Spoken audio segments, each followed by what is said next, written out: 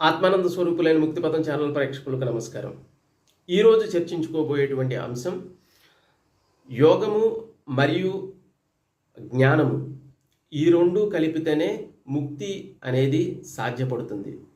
అది ఎలా అంటే యోగానికి సంబంధించినటువంటి వాటిలో హఠయోగ, క్రియాయోగ, మంత్రయోగ ఇలా అని రకరకాలైనటువంటి యోగ విధానాలు ఉన్నాయి.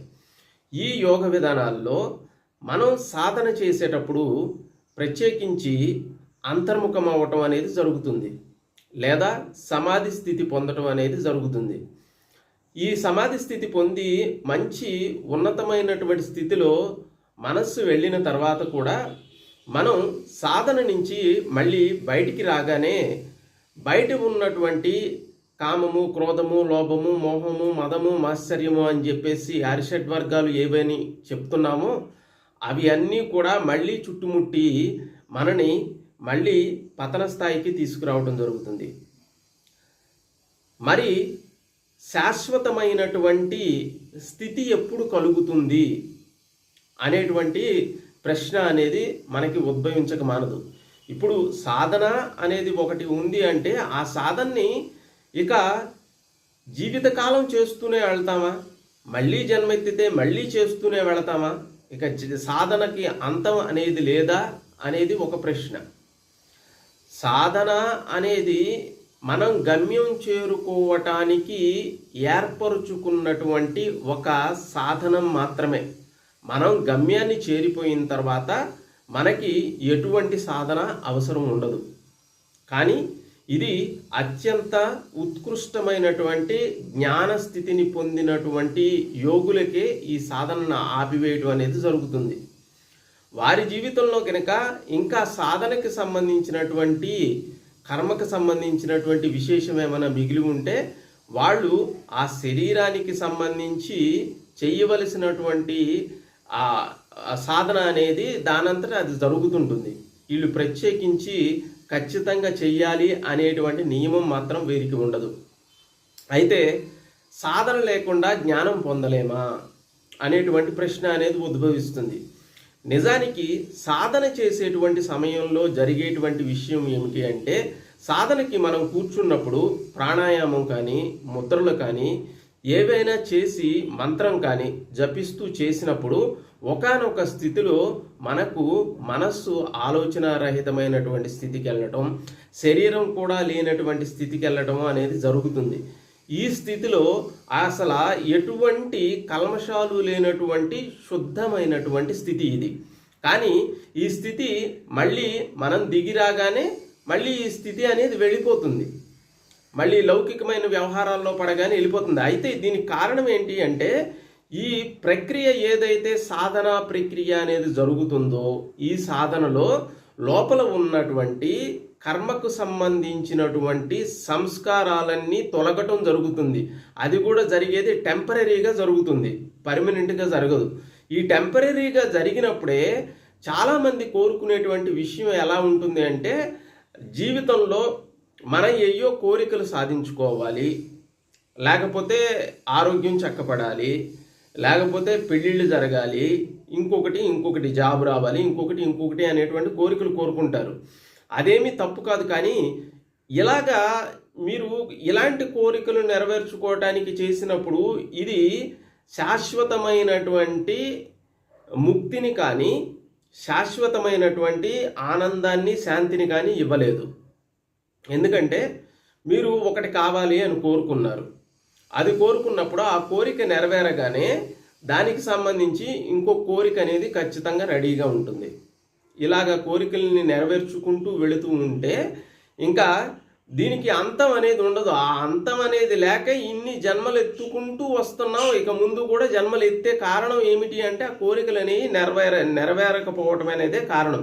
కాబట్టి ఎవరైతే జ్ఞానానికి సంబంధించినటువంటి విషయాన్ని కూలంకషంగా తెలుసుకొని దాన్ని పూర్తిగా అవగతం చేసుకొని వాళ్ళు గనక ఆ ఆత్మకు సంబంధించిన సాక్షాత్కారాన్ని పొంది దానిలో లయమయ్యేటువంటి స్థితిని పొందుతారో వాళ్ళు ఏ క్షణంలో కావాలంటే ఆ క్షణంలో ఆ స్థితిలోకి వెంటనే వెళ్ళేటువంటి అవకాశం ఉంటుంది. మరి అలా అంటున్నారు. రమణ మహర్షి గారు జ్ఞానానికి మహా మేరు శిఖరం లాంటి వారు కదా. ఆయన జీవితంలో ఆయన చేసినటువంటి ఆయన సాధన ఏమి, ఈ సాధనలో ఆయన చేసినటువంటి సాధన ఏమిటి అంటే, ఆయన పాతాళలింగం దగ్గర కొంతకాలం సాధన చేశారు. ఆ సాధన కూడా చాలా విపరీతమైనటువంటి ఉత్కృష్టమైనటువంటి శరీరాన్ని కూడా పట్టించుకోకుండా సాధన చేశారు. చేసినప్పుడు ఆయనకి చాలా ఇబ్బందులు, అంటే అక్కడ ఉన్న తేళ్ళు జర్రులు తోళ్ల కిందకు వచ్చి కొట్టడం, తర్వాత ఈ రక్తం చీము గారి ఈ అట్టగట్టుకుపోయిన స్థితిలో ఉండి అలాగే సమాధి స్థితిలో ఉన్నప్పుడు ఆయన బయటికి తీసుకొచ్చి కడిగి ఆయన మళ్ళీ బాహ్య స్పృహ రావడానికి చాలా టైం పట్టింది. ఇదంతా జరిగింది. ఆయన సాధన చేశారు, ఆయన ఒక రకమైన సాధన చేశారు. కాకపోతే ఆయన తదనంతర కాలంలో ఆయనకి సాధన అనేది అవసరం లేకుండా పోయింది. దీన్ని ఏమంటారు అంటే, ఈ స్థితిని అంటే సాధన లేకుండా సమాధిలో ఉండేటువంటి స్థితిని సహజ సమాధి అంటారు. ఈ సహజ సమాధిలో వ్యక్తి మనకి కనపడుతూనే ఉంటారు, పనులు కూడా చేస్తూనే ఉంటారు. వీళ్ళు మహాజ్ఞానులు. వీళ్ళకేంటంటే బయట బాహ్య ప్రపంచానికి సంబంధించిన ఒక ఆలోచన కూడా ఉండదు. తన శరీరం ఏదైతే ఉందో, శరీరం కర్మానుసారం ఏ కార్యక్రమాలు అయితే చేసుకోవలసి ఉందో ఆ కార్యక్రమాలు శరీరం అనేది చేసుకుంటూ వెళ్ళిపోతుంది. వీళ్ళు దేంట్లో కూడా ఇన్వాల్వ్ అవ్వరు. కర్మకు సంబంధించినంత వరకు వీళ్ళకి ప్రకృతి ప్రకారం ఏవైనా వ్యాధులు, ఈతిబాధలు, కష్టాలు రాసి పెట్టున్నా కానీ వాటిని కూడా వాళ్ళు తిరస్కరించరు. వీళ్ళు తిరస్కరించడం అనేది కూడా వీళ్ళకేంటంటే చాలా ఒక రకంగా చెప్పాలంటే అది చాలా కష్టమైనటువంటి విషయం. అంటే నీరు పల్లానికి వెళ్ళిపోయేటప్పుడు వెళ్ళిపోనిస్తే అయిపోతుంది. దాన్ని రివర్స్లో ఎక్కియడం ఎంత కష్టం, రివర్స్ తెప్పియాలంటే. అలాగా వీళ్ళు పల్లానికి నీరే విధంగా వెళుతుందో వీళ్ళ కర్మలకు సంబంధించినటువంటి వ్యవహారాలు కూడా ఎలా జరిగినా కానీ దాన్ని ఉత్తమం, నీచం, సుఖం, దుఃఖం అనేటువంటి భేదభావాలు లేకుండా సమంగా స్వీకరించేటువంటి స్థితిలో ఉంటారు. అయితే మనం చెయ్యవలసినటువంటి ముఖ్యమైనటువంటి విషయం ఏమిటి అంటే, ఈ జ్ఞానానికి సంబంధించిన విషయాలు సాధన చేస్తూ, సాధనకి సంబంధించినటువంటి మీరు ఒక 1 అవర్ సాధన చేశారు, మంచి స్థితి కలుగుతుంది అన్నప్పుడే మనం కొన్ని గ్రంథాలను చదవటం కానీ, జ్ఞానానికి సంబంధించినటువంటి కొన్ని గ్రంథాలను చదవటం కానీ, లేదా మంచి సత్సంగాలను వినటం కానీ, జ్ఞానపరమైనటువంటి సత్సంగాలు వినటం కానీ, లేకపోతే మనకంటే ఎవరైతే ఆధ్యాత్మికంగా ఉత్తమమైన స్థితిలో ఉండి జ్ఞానానికి సంబంధించిన విషయ వ్యవహారాలు తెలిసిన వారు ఎవరైతే ఉన్నారో వాళ్లతో కలిసి సత్సంగం చేయటం కానీ, వీటిలో ఏవైనా ఆచరించినట్లయితే దానికి సంబంధించి మూలమైనటువంటి విషయాన్ని తెలుసుకునేటువంటి అవకాశం ఉంటుంది. ఇటువంటి అవకాశం కలిగినప్పుడు ఏమిటి అంటే, మీరు క్షణమాత్రంలో మీ అంతర్ముఖ స్థితిని వెంటనే పొందగలరు. దానికి ఎక్కువ సమయం పట్టదు. ఎందుకంటే మీరు ఇప్పుడు సిద్ధులు పొందిన వాళ్ళు, లేకపోతే ఉత్తమ ఏదో శక్తులు ఉన్న వాళ్ళకే ఆత్మ ఉందా? సిద్ధులు లేని వాళ్ళకి ఆత్మ లేదా? ఇది ఒక్కసారి ప్రశ్నించుకోవాల్సినటువంటి విషయం. ఎందుకంటే కొంతమంది వాళ్ళు ఆత్మ సాక్షాత్కారం పొందారు అనటానికి ఏదో ఒక సిద్ధులు పొంది ఉంటారు, చాలా ఉత్తమమైన ఈ సిద్ధుల్లో అణిమ, గరిమ, లగిమ, ప్రాగమ్య ఇలాంటి సిద్ధులు చాలా ఉన్నాయి, ఉత్తమమైనటువంటి సిద్ధులు ఉన్నాయి. ఇలాంటి సిద్ధులు పొందిన వాళ్ళే జ్ఞానాన్ని ఆత్మజ్ఞానం పొందినట్లు మిగిలిన వాళ్ళు కాదు అని చెప్పేసి అంటారు. సరే అలాగనుకుంటే కనుక సిద్ధులు లేని వాళ్ళలో ఆత్మ లేదా? ఆత్మ సాక్షాత్కారానికి సిద్ధులకి ఏమీ సంబంధం లేదండి. సిద్ధులు అనేవి శక్తికి సంబంధించినవి. సాక్షాత్కారం అనేది కాన్షియస్కి సంబంధించింది, జ్ఞానానికి, ఆత్మకు సంబంధించింది. ఆత్మజ్ఞానం పొందిన వాళ్ళల్లో కూడా ఇది రమణ మహర్షి గారు చెప్పినటువంటి విషయం. ఆయనకి కూడా ఆత్మజ్ఞానంలో అంత ఉత్కృష్ట స్థితిలో ఉన్నటువంటి రమణ మహర్షి గారు కూడా ఏమంటారు అంటే, ఆత్మజ్ఞానం పొందిన వారు ఫలానా సిద్ధులు పొందాలి, సిద్ధులు విషయ వ్యవహారాలు తెలవాలి అనేటువంటి నియమం లేదు.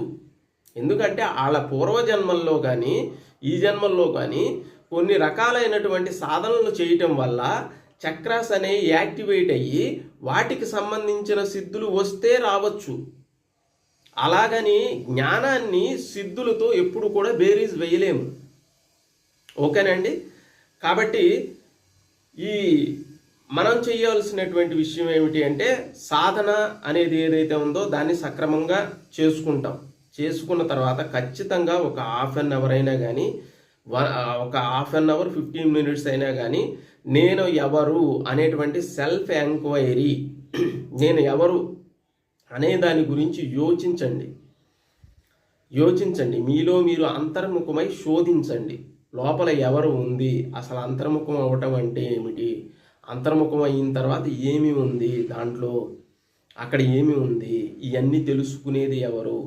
ప్రపంచంలో ఎంతసేపు కూడా బయట ఉన్నటువంటి విషయ వ్యవహారాల వైపు మనస్సు అనేది వెళ్ళిపోతుంది, కానీ అసలు ఈ విషయ వ్యవహారాలని అనుభవించేది ఎవరు అనే విషయాన్ని మటుకు ఎవరు తెలుసుకునేటువంటి ప్రయత్నం చేయట్లేదు.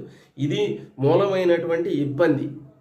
కాబట్టి ఖచ్చితంగా సెల్ఫ్ ఎంక్వైరీ అనేది చెయ్యండి. రకరకాలైనటువంటి జ్ఞానానికి సంబంధించినటువంటి గ్రంథాలని చదవండి, సత్సంగాల్లో పాల్గొనండి.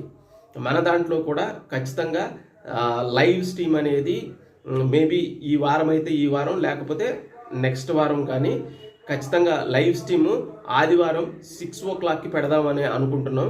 మీకు ఏదైనా కామెంట్స్లో మీకు పలానా టైంలో అయితే బాగుంటుంది అనిపిస్తే కనుక దానికి సంబంధించి ఆదివారం ఏ టైంలో పెడితే బాగుంటుంది అనేది కామెంట్ బాక్స్లో తెలియజేయండి. వీడియోని ఖచ్చితంగా లైక్ చేయండి. ఈ వీడియోని లైక్ చేయటం ద్వారా మనలాంటి ఆధ్యాత్మిక మిత్రులకు ఎందరికో ఈ వీడియో అనేది సెండ్ చేయబడుతుంది. ఆ సెండ్ చేయడం ద్వారా వాళ్ళు కూడా తెలుసుకునేటువంటి అవకాశం ఉంటుంది. ఖచ్చితంగా షేర్ చేయండి, సబ్స్క్రైబ్ చేయండి. సర్వే జనా సుఖినో భవంతు.